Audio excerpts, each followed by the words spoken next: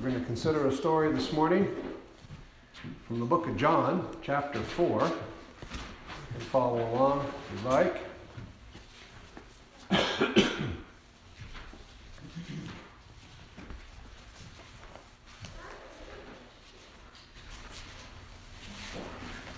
And thank you to all the folks who are on this side over here. Every time I stand up here, I feel as if the church is leaning this way because everybody's on this side. John chapter 4. We want to, it's a long chapter. Today, we'll consider verses 43 through the end. Not a very long story, I'll just read it. We'll talk a little bit about it. Now after 2 days, he, that's Jesus, departed from there, went to Galilee. For Jesus himself had testified that a prophet has no honor in his own country. So when he came to Galilee, the Galileans received him, having seen all the things he did in Jerusalem at the feast. For they also had gone to the feast. So Jesus came again to Cana of Galilee, where he had made the water wine. And there was a certain nobleman whose son was sick at Capernaum.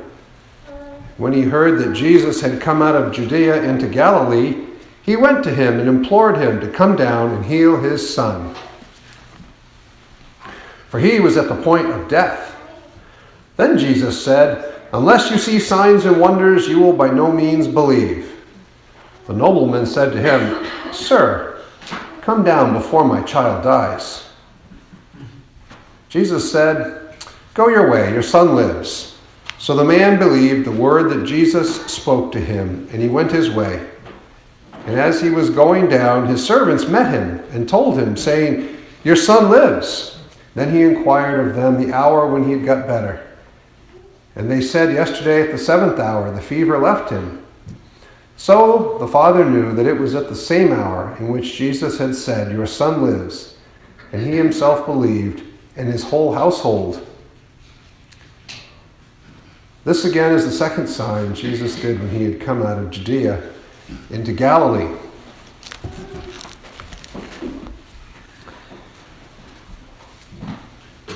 Right away, some questions should pop to mind. Whenever I read, you want to question each thing you come across.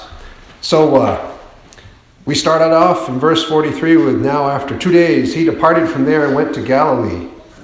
And skipping to verse 45, "And when he had come to Galilee, the Galileans received him, having seen all the things he did in Jerusalem at the feast. For they had also gone to the feast." The question should be, well, where did he depart from and what's the feast? All right. Well, like most questions, you can answer it just by looking, in this case, looking back. I'll kind of summarize. It does tell us a little bit of a clue. It says that Jesus went to Cana in Galilee where he had changed the water to wine in verse 46. Here's the story as it unfolded. That was back in the first part of chapter 2 of John, that Jesus went to the wedding in Cana and turned the water to wine. And from Cana, he had gone to Capernaum for 2 days. If you skim along and read through chapter 2, he went to Capernaum for maybe it's a few days. They did not stay there many days. I guess a few days in verse 12 of chapter 2. And then you look at verse 13 of chapter 2. Now the Passover of the Jews was at hand, and Jesus went up to Jerusalem. So what's the feast? The Passover. So that helps us fill in a little of the story. Now, Jesus went from Cana to Capernaum. The nobleman in our story, or the royal official, is from Capernaum. Maybe they bumped into each other. Maybe they met somewhere. Who knows? But it's interesting that Jesus had gone to Capernaum next. From Capernaum, Jesus went to Jerusalem, to the Passover. But when he got to the temple, things weren't as he had hoped. And we have the whole story of Jesus cleansing the temple. He gave them all the look, as it were. And they fled, all the people buying and selling. And then at the end of chapter 2, it says, many believed in him. In verse 23, many believed in his name when they saw the signs which he did. Doesn't tell us what they are, but later in another episode where Jesus cleans the temple, throws out all the business and chaos and confusion, then all of the poor and the sick came and he healed them. Could be Jesus did that this time too. Doesn't say that, but it says he did something. And we know it was pretty impressive because look at chapter 3. Chapter 3 is, later on that day or the next day at night, Nicodemus comes to find Jesus. And notice what he says, Rabbi, we know you are a teacher come from God, for no one can do these signs you do unless God is with him. So whatever Jesus was doing, it was enough to impress Nicodemus to discreetly seek Jesus out at night. Well, when the feast is finished, Jesus heads out into the countryside around Jerusalem and preaches along with John the Baptist. Repent, for the kingdom of heaven is at hand, Mark tells us. And he baptizes, it says that actually it's very explicit. It says, no, it's Jesus' disciples baptized, but the disciples baptize many. And after some time, he's caused enough of a stir where it's time to leave, and he goes to Galilee. But it says he has to go through Samaria, if you remember your map, or maybe you look, if your Bible has a map. Judea and Jerusalem are in the south, kind of just up over the hill from the Dead Sea. If you head north, you go through Samaria, and then you come to Galilee. No surprise, it's near the Sea of Galilee. And on the way, Jesus comes to the valley of Shechem. And he comes to Jacob's well, and he gets a drink from that lady there. Actually, he never gets the drink. They have a conversation, and she's so impressed, she runs back to town, and he never does get his drink, unfortunately. But he had a bigger purpose in mind. And he stays there for 2 days. If you look at chapter 4, that's where our story starts. It says that the people invited him to that town, and after 2 days, he continues on his way to Galilee, and he goes to Cana. That's where our story starts today.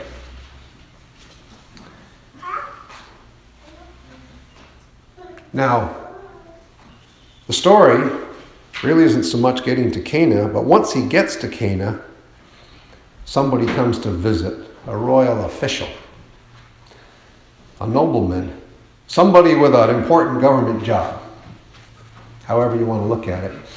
And it says that his son is sick in Capernaum. Well, now Capernaum is right at the north end of the Sea of Galilee. And Cana, well, people debate quite a bit. There's 3 candidates for the place where Cana is. They're all close to each other, and they're 15 or 20 miles to the west of Capernaum, to the west side of the lake. But if you have a map that kind of shows elevation, it's very hilly.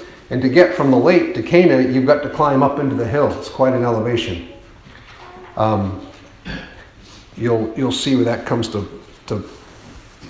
be clear here in a few minutes. So this gentleman has a problem. His son is sick. Now, did you notice that it said here that the Galileans welcomed him, having seen all the things he did in Jerusalem? Well, that must be all those signs that impressed Nicodemus.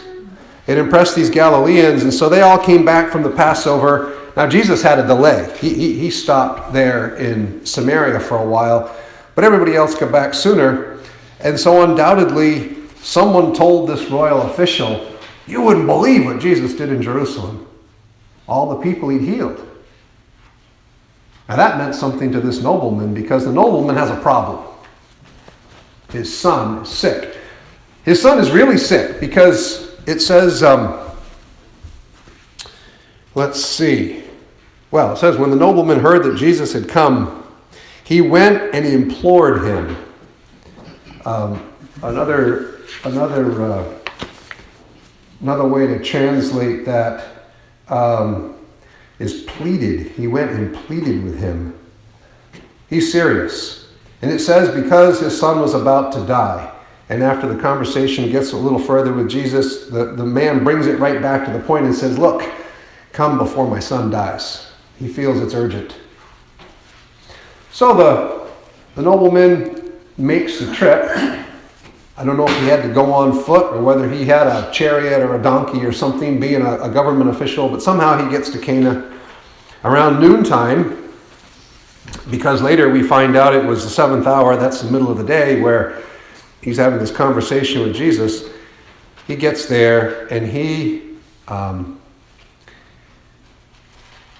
begs Jesus. He has an interview, and he thinks he knows how to solve his problem. He's heard that Jesus has a solution.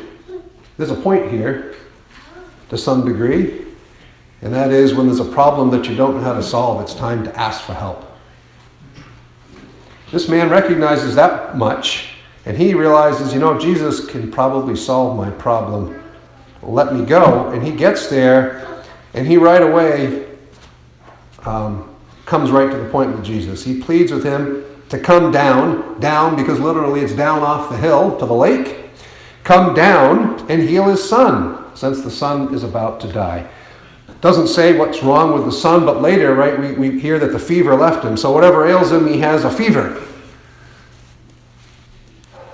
That gives us a little bit of the idea. You know how a child is when they have a fever? They're miserable. They're really miserable. And I can imagine that's what this man sees in his son. So he says to Jesus, he begs Jesus. I don't know just what the words are because it doesn't say. It just says he pleaded with Jesus to come and heal his son. And Jesus says, unless you see signs and wonders, you won't believe.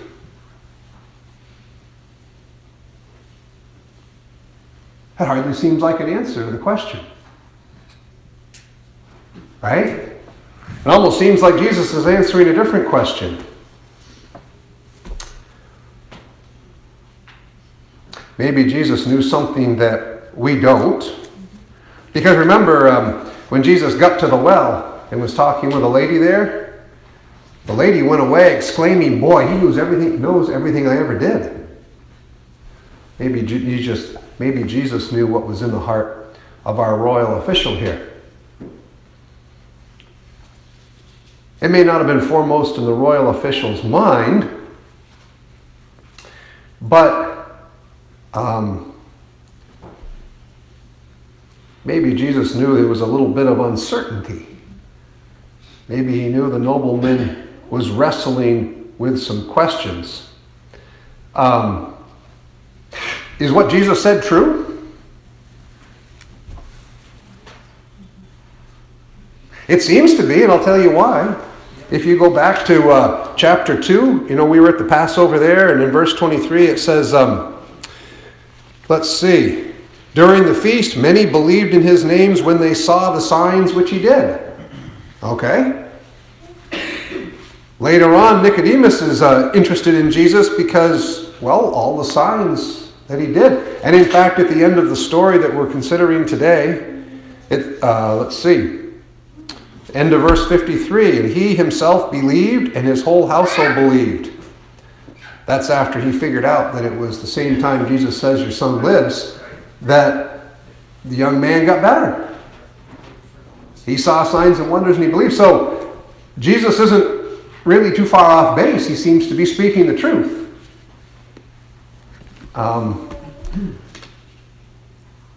But it really wasn't what the man had in mind right there. The man maybe wasn't so interested in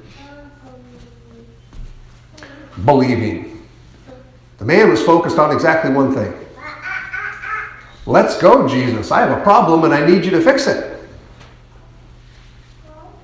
And he says that in maybe a little bit more respectful tone in the next sentence, right? Jesus says, unless you see signs and wonders, you will not believe. Sir, the official said, come down before my son dies. Isn't that the same thing of saying, come on, Jesus, let's go. I've got a problem and I really need you to fix it. And the way I think you're going to fix it is you're going to come to my house and do something to fix this problem. Well, Jesus doesn't stop surprising him, Because instead of coming, Jesus says, go, your son will live. Now, that isn't what the fellow expected, I don't think.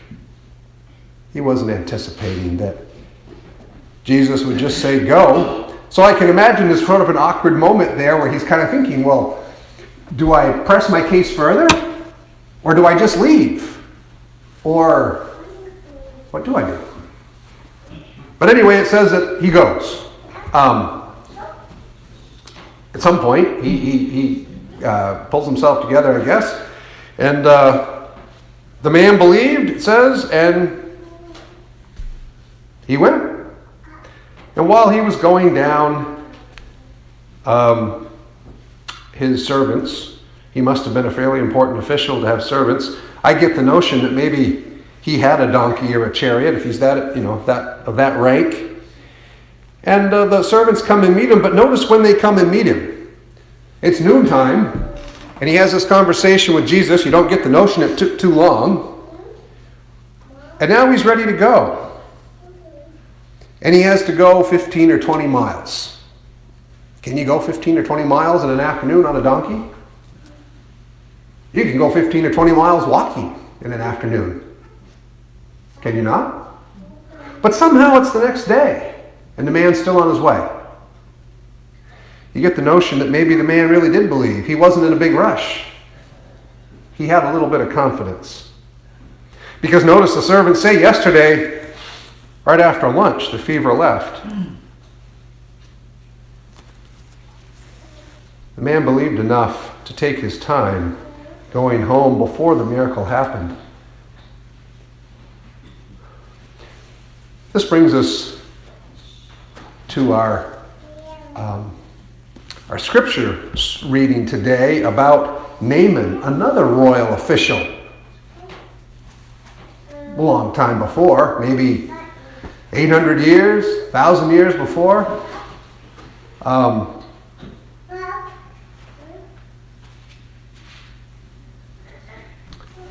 Another royal official had a problem, and he came to inquire of God for solution. He also came, just like this fellow did, expecting that, well, in this case it was Elisha who was doing the work. But he came, and if you went back and read further in that chapter, you'd find that Naaman had a picture in his mind of what would happen. He said certainly Elisha would come and do something to solve the problem. But Elisha doesn't do any such thing. Instead, Elisha sends his servant out and says, well, just go down and jump in the river, and you'll be all set. Now, there was a different response, though, was there not? This fellow went believing, our nobleman here today. Naaman, on the other hand, got mad. He said, come on, what kind of a response is that? That's silly. I'm not going to go down. First of all, the river is a mud hole, and I'm not going to get in there. And second of all, it's completely unbefitting, and it's not what I think needs to be done. And he went off in a huff. But after a while, his servants must have been used to him a little bit. After he'd simmered down a little bit, they said, Naaman, if he told you to do some big thing, like, who knows, but some big important thing to be cleansed. We discover later that Naaman has brought a lot of valuables with him, so maybe make a big financial contribution of some kind. Maybe do some other kind of physical, feat of penance or repentance. They said, Naaman, if he'd asked you to do something really big, wouldn't you have done it? This is pretty simple. I mean, really, just get in the river here. So finally they talk some sense into Naaman, and he does. Now, I put in for the scripture reading just Naaman leaving in a rage, because fortunately there's a happy ending to the story, just like with our story today. Naaman decides to try it. And he dips in the river, and he's cleansed, and he's ecstatic, and he goes running back, and of course everyone makes the joke. Hopefully he remembered to put his clothes on before he ran back to Elisha's house, very excited with the outcome. This gentleman here is excited, and they both believe. Naaman even scoops up a bunch of ground and dirt there from Israel because he wants to have a little piece of Israel back in Assyria so he can worship on God's holy ground. Thankfully, he had a lot of mules to bring that chunk of earth back with him. In both cases, though, there's two parts. Number one, God doesn't seem to respond in the way either of them thought. And secondly, there's an issue here around believing.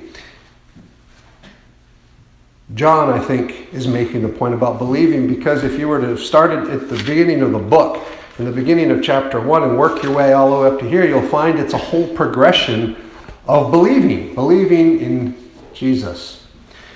John tells us why we should believe first, and then he describes the first disciples who end up believing. In fact, at the wedding, it says, John goes so far as to say that the miracle had a lot to do with convincing the disciples to believe. Then Jesus goes to Jerusalem, and he does some more work, and the result is the people believe. And then he meets with Nicodemus, and he explains the way to a new heart. And Nicodemus believes. How do we know? Well, we haven't read the rest of the story, but later on we find Nicodemus believes. And then we come to the lady there at Jacob's well, who has a colorful history, to say the least. And she believes because Jesus knows everything she ever did. And then John paints an interesting juxtaposition, if you will. She runs back to town and invites the people. Come see a man who told me everything I ever did. Oh, that's a sure invitation to spark a little curiosity. The people come and they invite Jesus, and he stays there for 2 days talking with them. And it says in verse 39, many of them believed in Jesus because of the word. Okay, but when they had come to him, they urged him to stay with them, and he stayed there 2 days.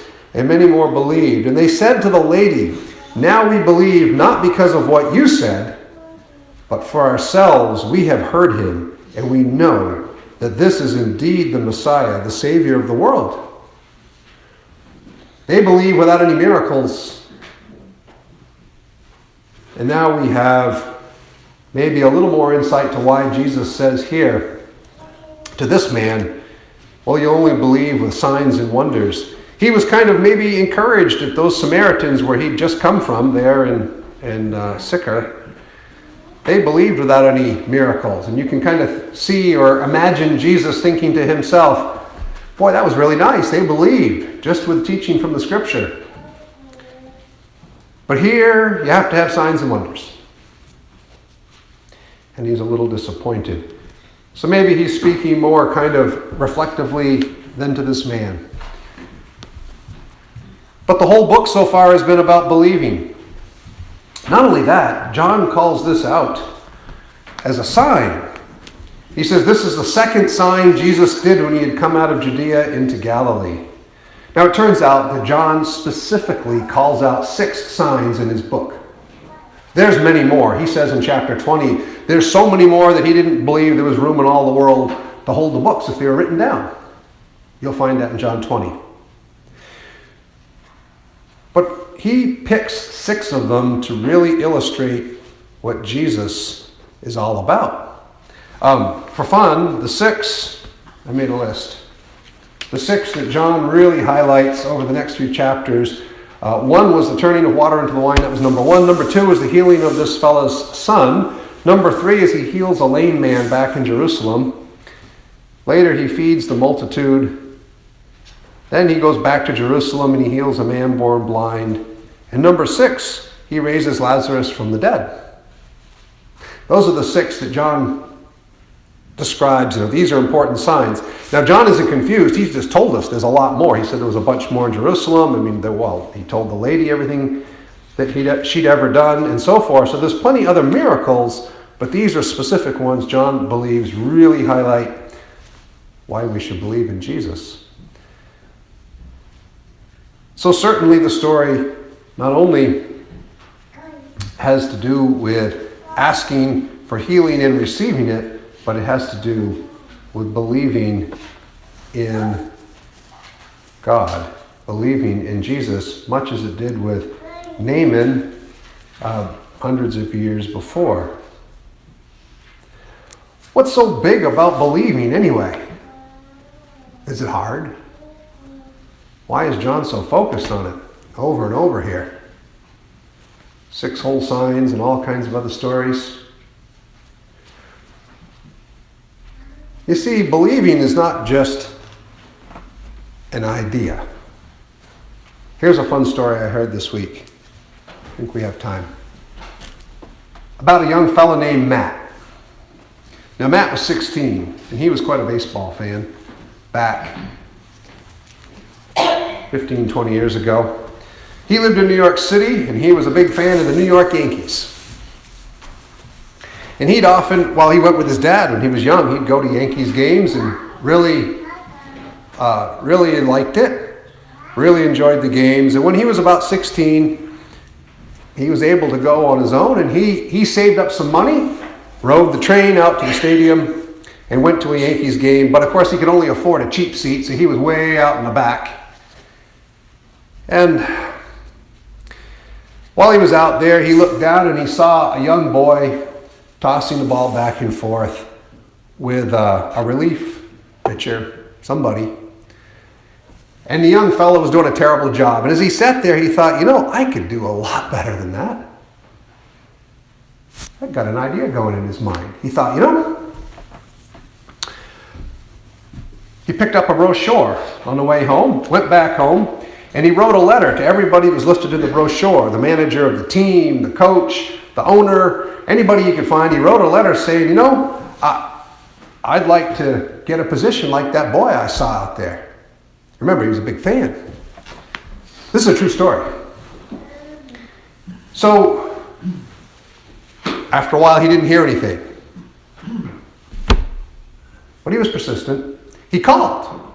He called the office there at the stadium, the Yankees office, and a lady answered, and he said, I sent letters to everybody and I hadn't heard back, so I'm just following up. I thought, maybe, I don't know, they hadn't noticed my letter or something, so. And she said, oh, that's terrible. I'll talk with somebody and somebody will give you a call back. And a week went by, 2 weeks went by, nobody called him. So, he didn't give up. He called again and he said, I called in, my name's Matt. I called in a couple of weeks ago to say that I'd written some letters and I just haven't heard back from anybody about my application to be a bat boy. You can imagine maybe it didn't loom large on anybody's calendar, but he kept up. And so pretty soon, the team manager, a fellow named Nick, calls him up and says, come up to the stadium. So he does. So he goes up and the fellow says, do you think your parents will mind you riding home late at night on the train after games? He says, no, I rode up today. Good, he said. Show up on opening day. That was it. Nothing more. Well, so Matt showed up on opening day.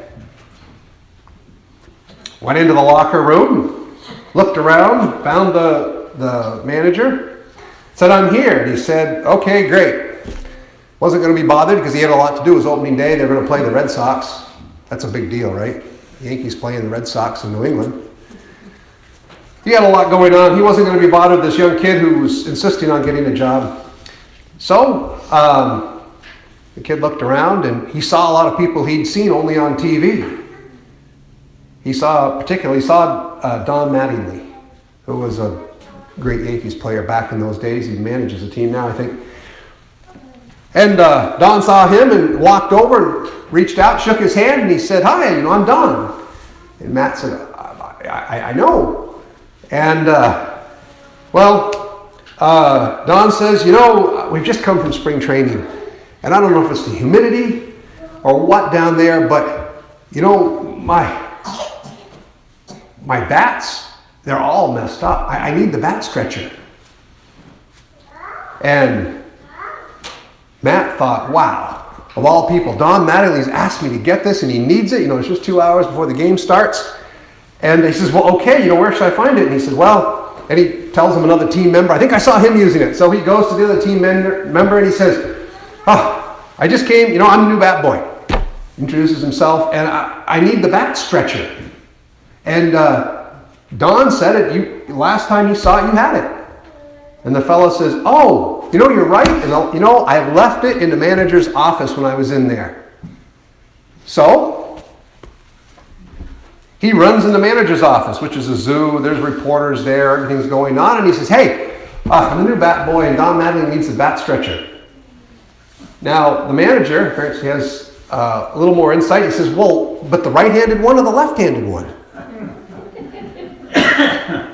Now, Matt was all ready because he had been a fan of Don Mattingly's for years, and he knew that Don only bats left-handed. He said, the left-handed one. He said, and he looked around under his desk. He didn't find it. He said, I don't know what happened, but I tell you what, the Red Sox are, over at the other side. Run over there because I'll bet they have one you can use. So, Matt runs over there. He goes in and repeats his story, and the manager there says, we've been needing one too. Here's $20. Run up the street to the sporting goods place and buy two. One for us and one for your team. So Matt takes the $20. He gets out on the street, and about that time, he thinks to himself, what's a bat stretcher?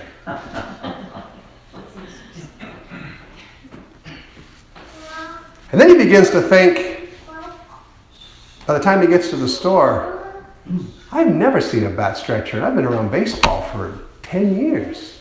What's a bat stretcher? And then he begins to realize, I wonder if this is a joke. So he says he made 3 trips all the way around the stadium thinking about that because he was in a bit of a jam.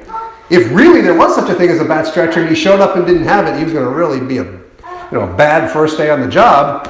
But on the other hand, he looks more and more like a fool. So finally he concludes, this has got to be a joke.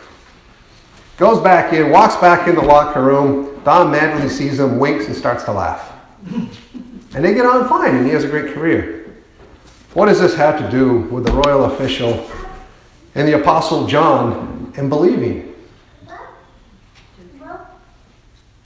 You see, when Matt believed there was such a thing as a bat stretcher, he worked pretty vigorously to find one. There wasn't any. It was a joke. But when you believe, it changes what you're doing. And as soon as his belief changed and he began to believe it was a joke, it changed what he did. I always wondered if he gave the $20 back to the Red Sox guy. He earned it. Yeah. He earned it, yeah. He earned it. That's probably true. As soon as his belief changed, he changed. Rather than going to the sporting goods store, he went back in and had a great time for the next 2 years with the New York Yankees.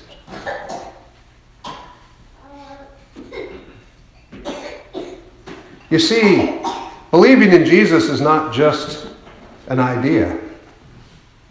Believing in Jesus makes a difference about what you do. Notice that, you see, after Jesus says, unless you believe, see signs and wonders, you won't believe, the man zeroes in. He's persistent, a little bit like our fellow Matt, our young man Matt.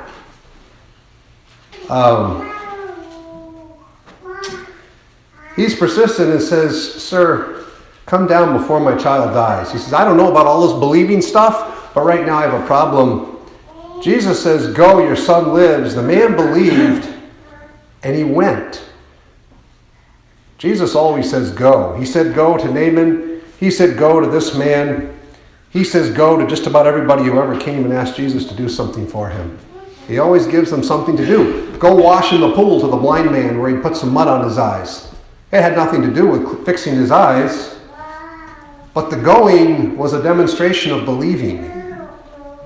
The going was a demonstration of believing. And that's important to John. Do you believe enough to go? If you believe, you will go. Like Matt went looking for the bat stretcher. We will go if we believe. Matt illustrates both points. He also illustrates the point of persistence in asking. Jesus told a story once, about the disenfranchised widow. And she came to an unjust judge, the judge who had no interest in her. But because she kept asking, the judge finally granted her request. Jesus also says, if your son come and asks you for a loaf of bread, you won't give him a snake or a stone. I'm paraphrasing the story. The point being is, ask and you will receive. Both are present in the story. The man consistently asked. And he believed. Let's put ourselves in the man's shoes for a minute. You know what it's like to have a sick child. This man is devastated because his son, who is maybe not a young man, but one is not a baby either. His son is sick.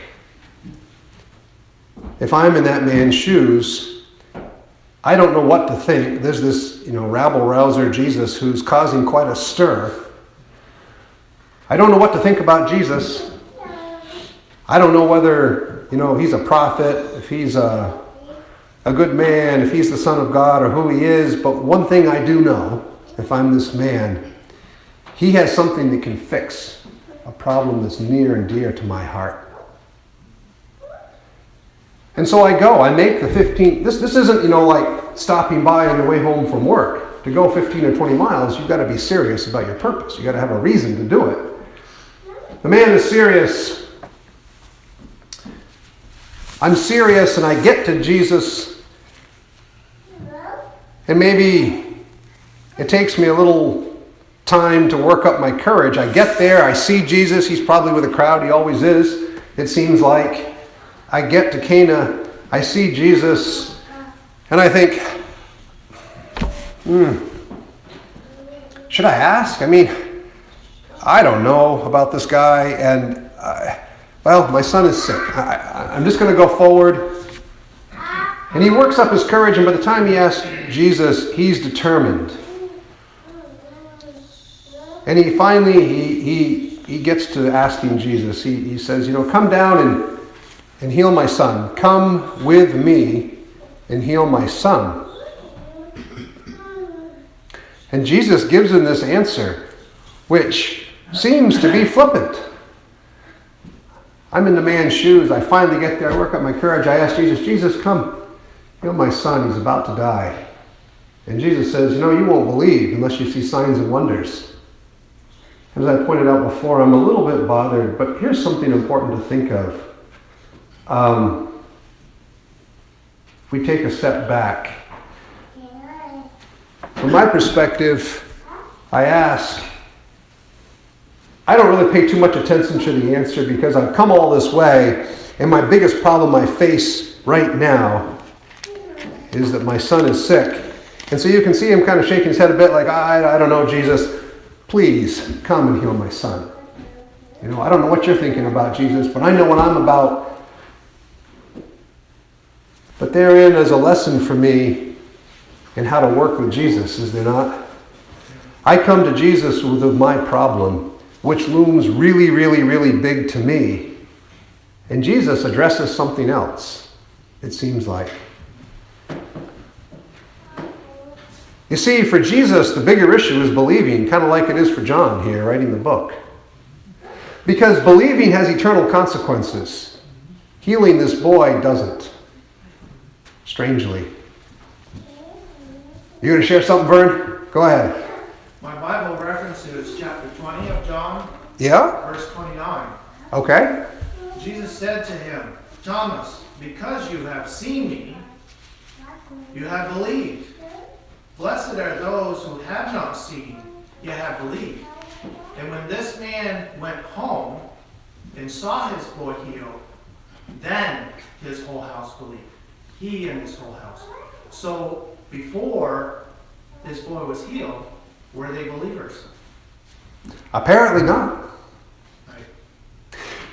Jesus' purpose is eternal salvation. I say that not lightly. Of course, we all want the child to be healed. When I come to Jesus, I want my problem solved that I think is big and I'm stuck on. But Jesus is always looking for what's really best for me. Amen. And in this case, Jesus is thinking about believing. Because you see, the earthly death of this child is not a really big problem to Jesus. If the boy dies or not, Jesus can revive him just like he revived another official's daughter. He revived Lazarus. Time wasn't of the essence so much for Jesus. But Jesus is looking ahead to something bigger, and that is saving this man and his household. That's really frustrating because if I'm in the man's shoes, just as you can kind of sense when you read this, if I'm in the man's shoes and Jesus starts off about this believing stuff, I think, whatever. The problem today is my son is sick. Maybe I'm that way with Jesus when I ask him now. Jesus has something that's really important, but I'm focused on what I'm stuck on, what bothers me. Thankfully, you see, Jesus isn't hurried. He isn't disinterested.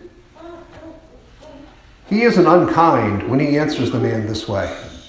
We know that about Jesus already.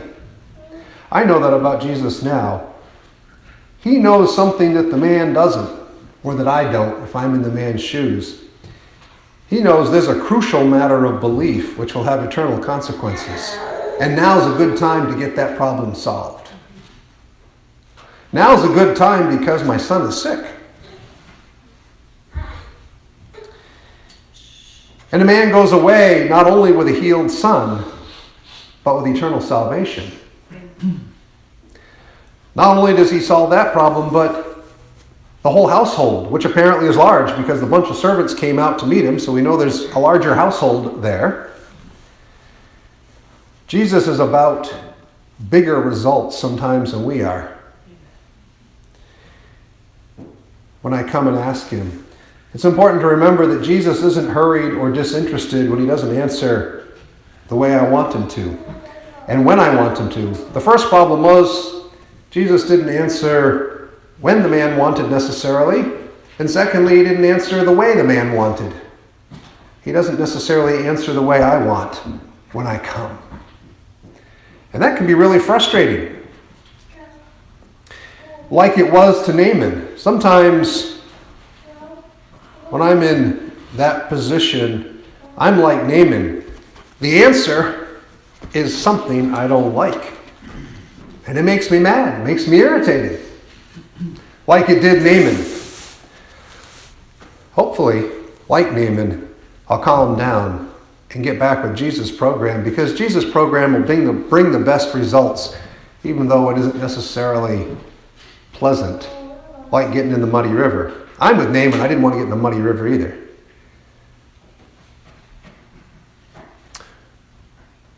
Next, walking in that man's shoes, the man doesn't give up. Here's an important point. When Jesus calls to my attention what the big issue is, the matter in this case of belief, and says, well, you won't believe without signs and wonders, the man doesn't give up, though, on his cause. He persists.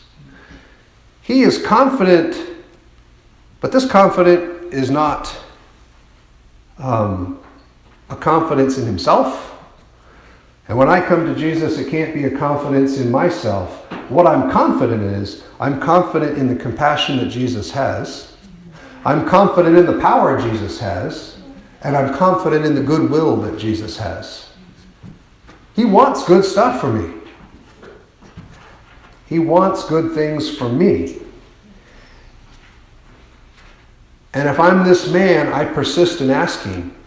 You'll notice he doesn't even address the whole belief thing. He just gets right on, sir, come before my child dies. Now, Jesus answers him even quicker than the man thought, believe it or not. The man thought they were going to have to make the whole 15 or 20 mile journey back before Jesus could do anything. Jesus says, go. Your son's all right. Right now.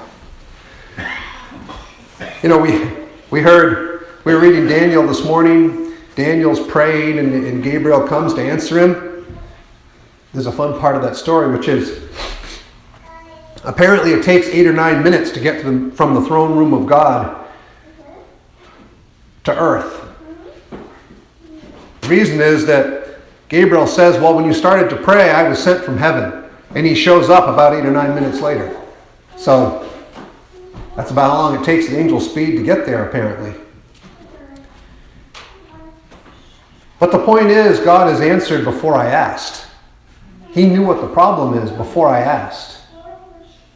He's just working out his purposes, which isn't always pleasant from my perspective. But I need to be confident, like this man, that God is compassionate and good, is full of goodwill and wants good things from me. Persistence is not nagging. Persistence is staying focused on what I need and focused on the goodness of God. Well,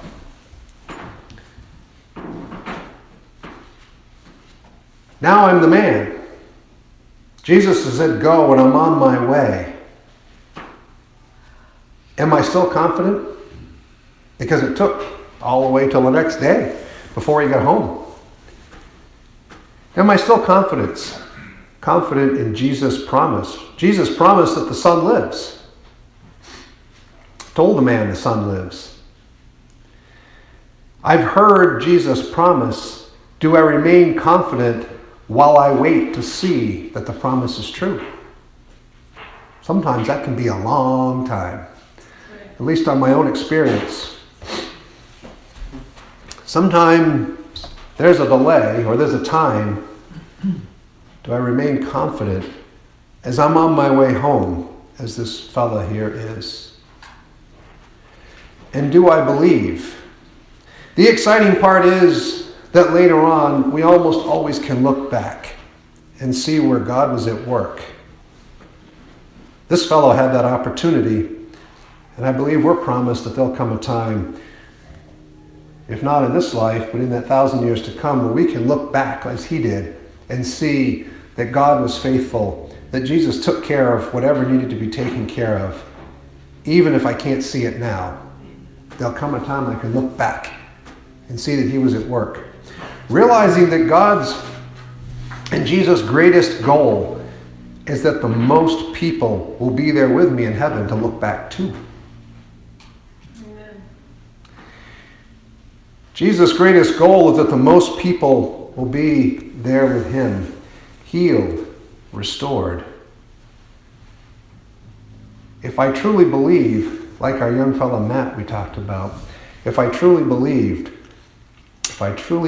today, then I will confidently come to Jesus knowing that he wants the very best for me, and I will go from Jesus knowing that he has given me the very, very best, even if it doesn't seem like it. Amen.